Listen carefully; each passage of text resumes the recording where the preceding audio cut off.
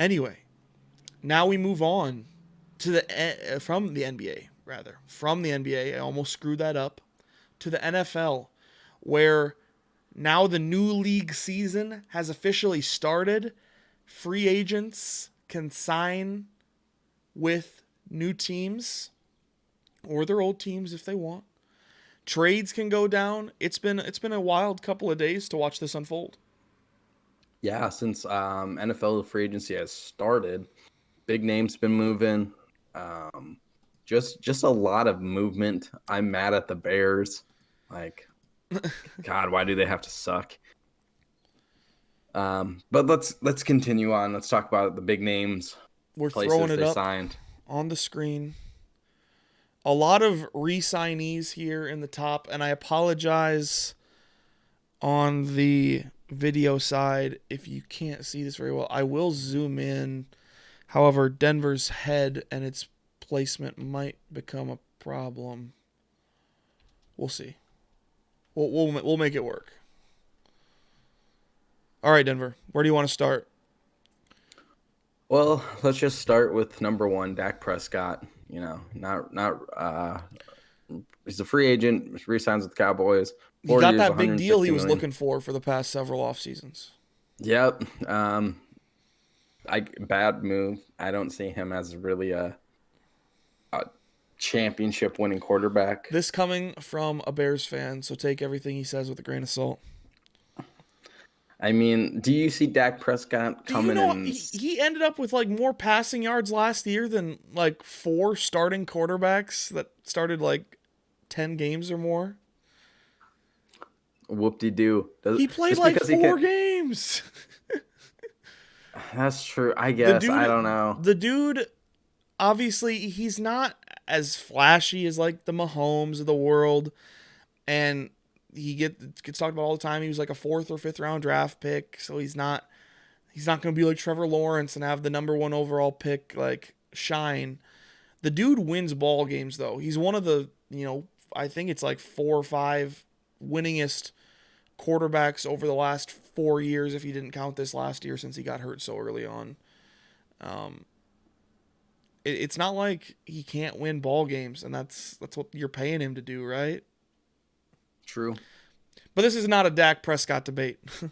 Nope. I want to skip all the way down to number 6, Shaquille Barrett, re-signing with the Buccaneers for 4 years, $17 million. Let me just say, the Buccaneers, it seems like they had endless amounts of money. Like it did, they signed. It felt like they could sign and re-sign anybody they wanted to. This was kind of the first big thing. Shaquille Barrett played well. You see in the top 15, they were able to franchise tag Chris Godwin.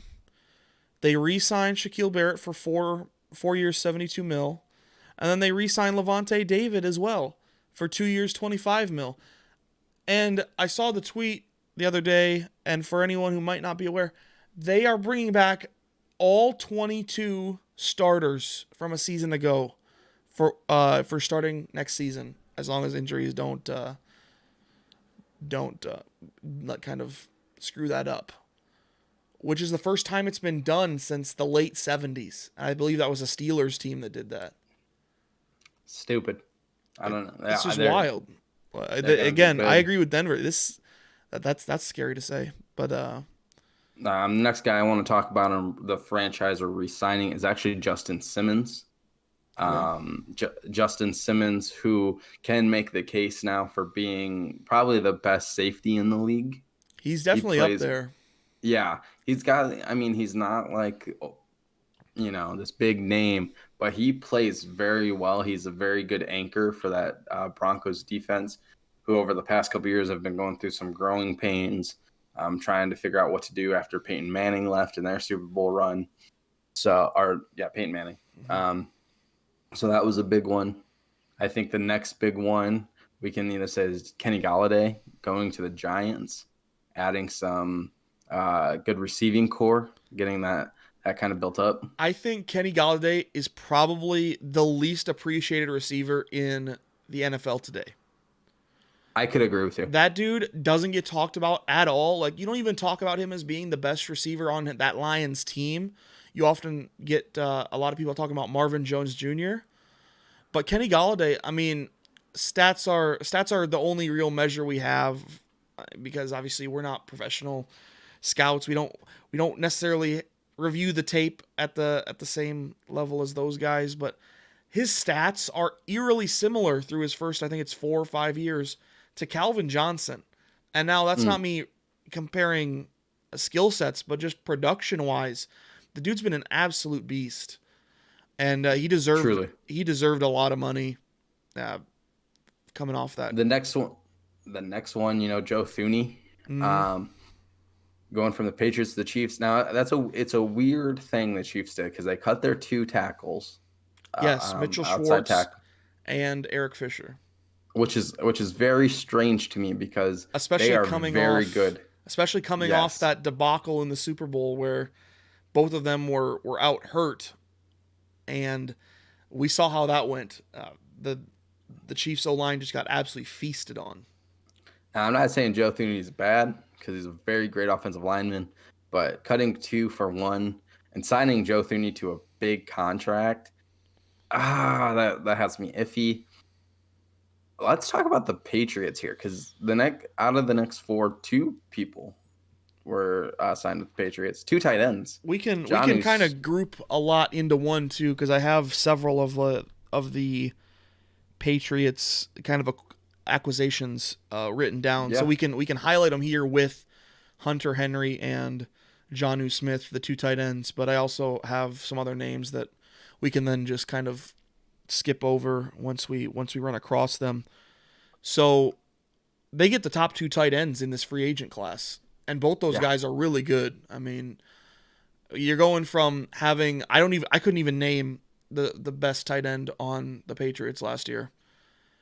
And I think that's part of the reason you have to say that's probably part of the reason that Cam Newton struggled as much as he did last year was he didn't have anyone over the middle of the field to throw to. And if you're asking Cam Newton to make a lot of either deep throws or, kind of like deep out sideline throws, that's not what he excels at. Obviously, he utilized big receivers what's the dude's name? Kelvin Benjamin. Devin Funchess came to mind. And then his tight end, of course, Greg Olsen in Carolina. You got to kind of set him up for success, which it looks like they've done there, spending $90 million on tight ends. And then they also signed Matthew Judon, the outside linebacker / defensive end from Baltimore. Jalen Mills, the defensive back from Philly. They reacquired Kyle Van Noy in what might be just that's another fleecing. We talked about it in the NBA segment. They get rid of Kyle Van Noy. He goes to Miami for a year and then comes back. But the Patriots also got a compensation 4th round pick for Kyle Van Noy leaving that they're going to be able to use this year. So they get the 4th round pick and they get Kyle Van Noy back. It's just kind of a fun little thing that the NFL does. And so yeah, Bill Belichick, the mastermind, he had to know that Kyle Van Noy was going to find his way out of Miami and back into his arms. And we also have two receivers that don't exactly fit that mold that we were just talking about, but they signed Nelson Aguilera and Kendrick Bourne as well. Those were the big ones that I saw from the Patriots. They made a lot of money moves. Yeah, they did. They're really trying to, I guess, try this Cam Newton thing out one more season with the right personnel, which is a good move. Continuing on, I see a lot of names. Was it something like in the last 10 years combined, the Patriots had only spent it was between $350 and $400 million in free agency. And then in the first 48 hours of free agency this year, they spent, it was $250 mil. It was wild. They just went on an absolute spree. I did not know that. I'm sorry to cut you off. That is an infraction. Continue. No, you're good. I just see a lot of names on here that, unless you want to talk about the next name I see is actually just a little bit down the list, and that's Bud Dupree. You're a Steelers fan. Yes. How does that feel? Does that hurt you? Does that make a difference to you? I love Bud, and he was having a great season last year before he hurt his knee. And I was acutely aware, again, as a fan of the Steelers cap situation this year. I knew that this Steelers team for next year is going to look a whole lot different than the team that started 11-0 this year, which makes me very, very scared. I knew Bud Dupree was almost 100% going to be a casualty of that, but I'm glad he's going to go somewhere and get the money he deserves, signing 5 years, $82.5 million with Tennessee. Kind of hurts to see him go to a Tennessee team that we're going to play next season. He's probably going to. Hopefully he doesn't hurt Ben too bad. But yeah, that one hurt. There's going to be probably several Steelers on this list that I'm just going to shed tears for as we go by. But you were saying it. We can speed through a couple of these just big names that I see. John Johnson. He's another one of those guys who could be in the conversation for best safety in the league, going from the Rams to the Browns. Go ahead and stop me if you see something. Anthony Harris going from the Vikings to the Eagles. We have Juju took a huge pay cut, it appears. True. To stay with the Steelers for one more season. I think that was kind of big because he's been pursued by like the Jets and the Bills and teams the like Ravens. that. Yep. Yeah, that was. I will say I didn't like the way this happened. He let this be a social media circus, which kind of fits into his brand, but that doesn't. It's very weird to me that obviously I think he's a good player. You can see all these stats about his production with and without Antonio Brown and like how he's not the same guy. Nobody's the same guy when you have peak Antonio Brown opposite you. I mean, he had just had to draw so much attention that Juju got a lot of free yards. That's just the way it is. And I do appreciate him coming back on a deal because I think he's probably about. I mean, I struggle to think of a receiver that you could probably sign for $8 million. It's better than Juju Smith-Schuster. But the way it went down, I was not incredibly happy. And hopefully either he matures a little bit in this next year with the Steelers or and then we re-sign him to the longer deal when we have more money after next season because we have big contracts off the books. Or, we finally decide to just part ways because it feels a little weird to me at this point.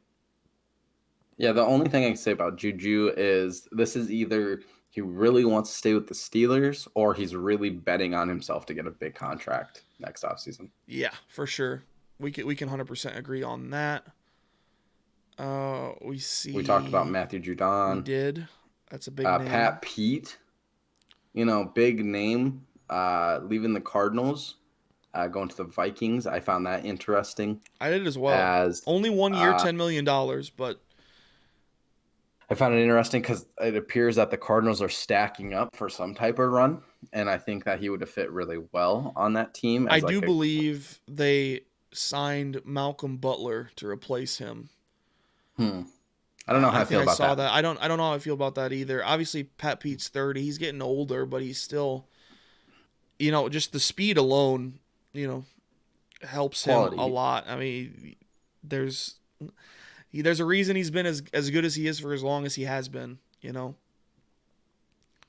I think one guy we skipped over, Trey Hendrickson had a great year last year with the Saints, but got a big contract from the Bengals. But that one's kind of weird to me. It felt like he got a lot of money anyway.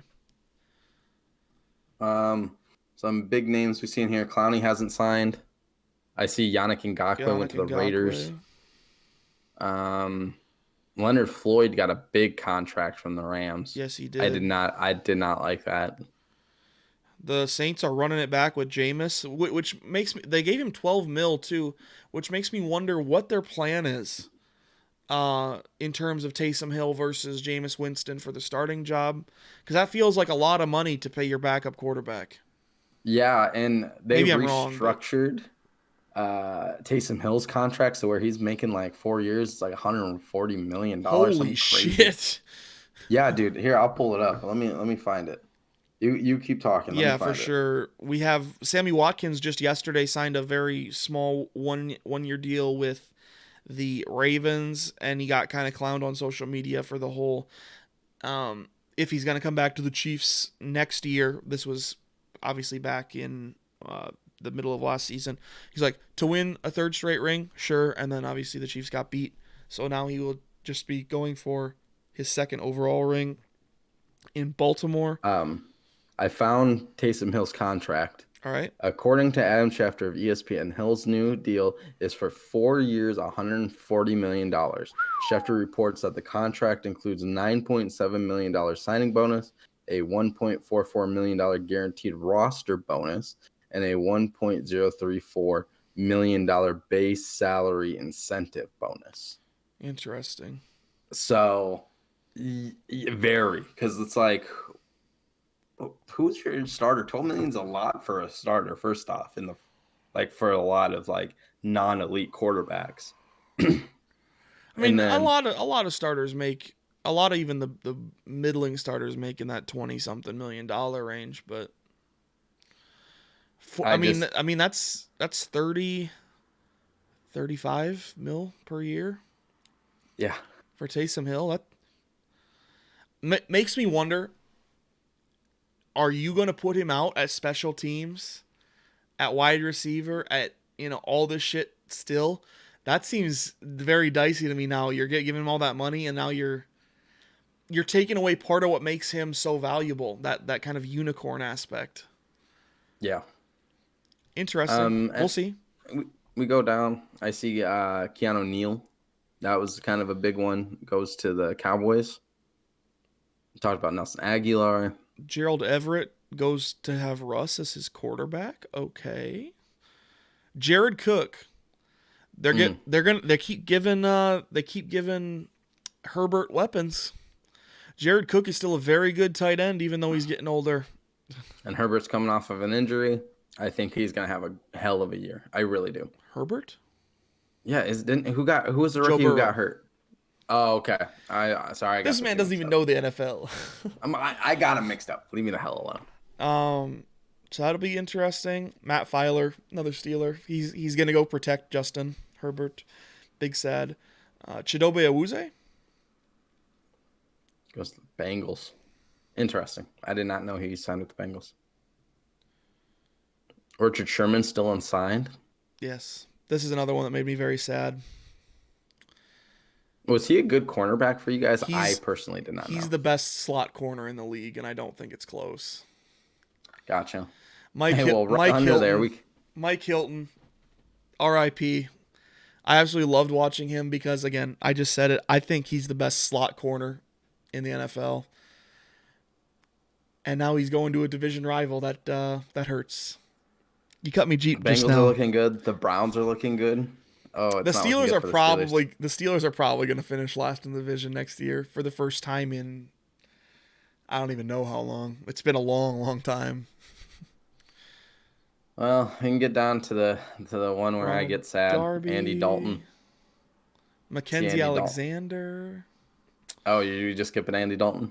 Where I didn't see him. Where'd it go? Oh, there. He's right under Mike Hilton. It was so close to Mike Hilton, I didn't even see it. Okay, sorry. Yeah, we'll give Denver a moment to grieve live on the pod. Oh man, I hate how we go from you could possibly get Russell Wilson to getting Andy Dalton. Can you remind me of your general manager's name? Ryan Pace. That's what I thought. Ryan Pace is kind of an idiot. Ryan Pace. Let's recap. We have in recent years trades away a shit ton to move up one spot. I believe it was one spot, right? Or maybe it was two.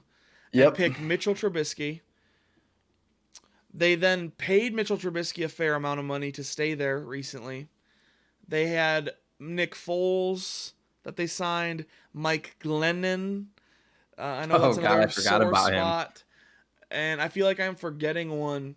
But basically, you can clown Jay Cutler all you want, but since Jay Cutler left Chicago, it has been an absolute roller coaster, and most of that roller coaster has been straight down. Yeah, as a Bears fan, we just look, man. I want a quarterback. I want an offensive line. When he talks like this, you know he's deeply emotionally distressed. I am. I just want my Bears to be good. I'm so sick of them sucking. What I don't understand is Mitch Trubisky is the MVP. Shut up. That's what my dad says, and I'm gonna put you in the same boat as my dad. No, Fuck but for off. real, how do they really think that Dalton is a considerable upgrade over Money Mitch? I personally That's what don't. I'm saying. I don't see it. I don't. That's my point. Is like if we're gonna try to tank one more year, or we're trying to get to Well, like the that's the off thing is you season guys are where in maybe, that weird spot where you haven't had exceptional quarterback play and you're still like either just below or just above depending on how other teams kind of fare. That playoff line, right? yeah, We've seen them in the wild card round recently against was it the Saints this year and then the Eagles a couple of yes, years ago with the double doink. yeah. Oh, don't remind me. Um so I mean they're right there on the playoff line. If they can elevate the quarterback play, you'd think that they're pretty solidly in the playoffs. Yeah, I mean our offensive And line for maybe some one position reason they're away. just like, no, sorry. I say I hate it. I hate it. We can go I on. hate it Let's here. go. I hate it here. Like I was saying, Ronald Darby, a couple cornerbacks right here. Ronald Darby goes from Washington to Denver. Mackenzie Alexander goes from Cincy to Minnesota. Talked about Jalen Mills. This was one thing I was happy about. The Steelers were able to retain Cam Sutton. I think he's going to be an important part of replacing Mike Hilton going forward. He's kind of a hybrid safety corner. Alex Malik Hooker Anzalone. went somewhere, right? This surprised me. Sorry, what? Oh, you stopped at Alex Anzalone. I'm sorry, I don't even know who he is. I think he's an inside linebacker. No, that's Demar Days. He's one of the outside linebackers. I don't know if he's the strong side or the weak side, unfortunately, for New Orleans, and he's been really solid. He has long blonde hair, Oh yeah. and he Okay. grows. I know who He you're has talking really dope face paint all the time. I love it. Um, I thought he was pretty good, and he's still young. He's only 26, but he only gets a $1.75 million deal to go to Detroit. Like, either he's like settling, or he really likes and like kind of really likes Detroit, or there was surprisingly little interest in him, and I don't know which one it is, but that's kind of interesting to me. And getting down here, do we have anything wild? Playoff Lenny, about. Oh my god. the last member of that team to re-sign, and as we said, all 22 Tampa Bay starters return. Kind of a wild one, and Yeah, he it was was the kind of last one wild. that was just a couple of days ago. Yeah, wild offseason overall. I And we think you saw it. There's a lot of names on this list that still haven't James signed Conner, anywhere. um, he's another big one that see. Where's this? I don't Melvin follow the Melvin Ingram is Ingram. the top one that they have, and Alejandro. Come on, Interesting, Bears. interesting. Sign him. I feel like he'll be good. Protect The last the Red Rocket. the last thing we'll talk about, I guess, is this tweet that I just saw right before we went live. Denver saw me pull it up. It was just in the feed. From Adam Schefter, the NFL is expected to expand the regular season schedule this week to 17 games. The league had played a 16-game regular season schedule since 1978, by far the longest stretch without a change in NFL history. This is just weird to me, right? Why add games in singles and not doubles? If you like, because since you're already at a even number of games, this just doesn't. Why? I get it, it's more money. It's one more week of money for the league, and that's for a league as big as the NFL. That's not inconsiderable in terms of its financial impact. But I don't know. My I don't know. question is, How do you how feel did about it? this? So I guess my only question, or I have one question now. Who plays that extra game? Because like there's like 4 game blocks, right? You got Yeah, your obviously your schedule is predetermined based on one. It's a revolving door when you're talking about the cross conference play, hmm and then the other thing that determines it is a revolving door of where you finish within your division.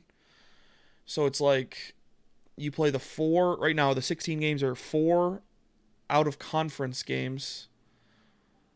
You play your 6 games within your division, right? Yeah.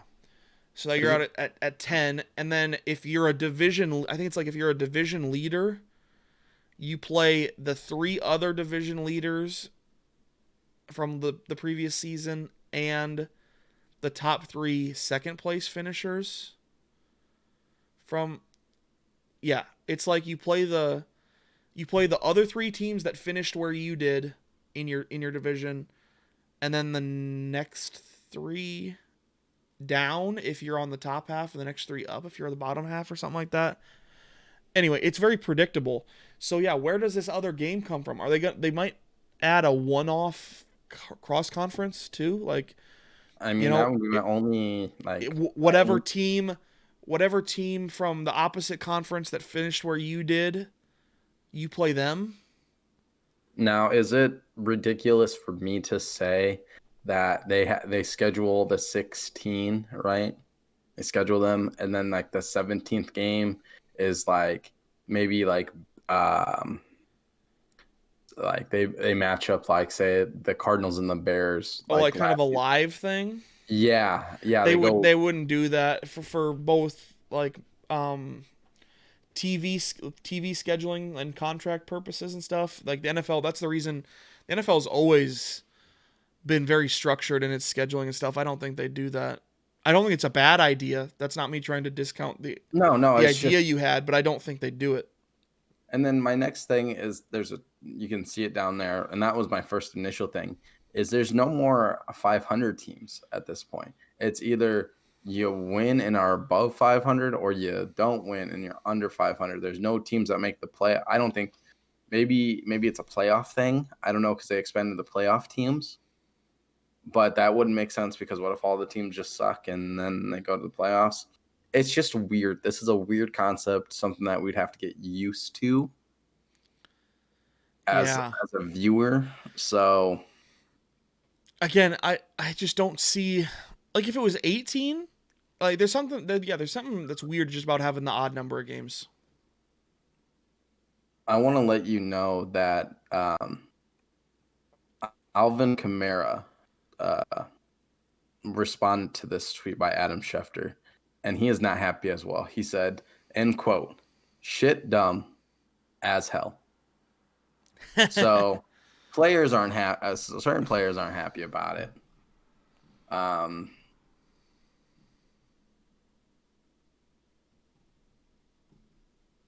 17-0 Giants season. Yeah, I don't know. It's interesting to say the least. Yep. I don't feel great about it. I can't tell you what it is. I just don't feel great about it. People hate change, you know. I guarantee you in a couple years after this has been going on for a while, we'll be used to it. I'm just saying, you know,